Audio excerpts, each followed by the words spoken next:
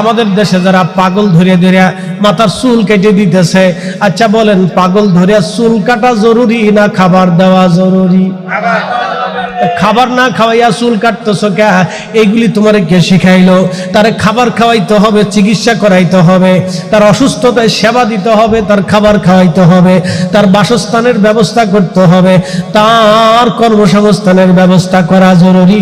তার চুল কাটা আগে জরুরি না, আগে জরুরি ছিল তার পেট ভরে ভালো মন্দ আগে খাওয়ানো। কথা কান ঠিক কিনা?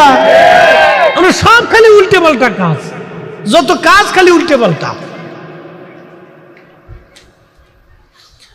সহিহ মুসলিমে আসছে, নবীজি কিয়ামতের ময়দানে আল্লাহ ডাক দেবে, বান্দা আমি তৃষ্ণার্ত ছিলাম, তুমি আমার পানি দাও নাই। বান্দা বলবে, রব আপনি বলেন কি? আপনি তো নিজেই রিজিক দেনেওয়ালা, পানি সৃষ্টি করনেওয়ালা।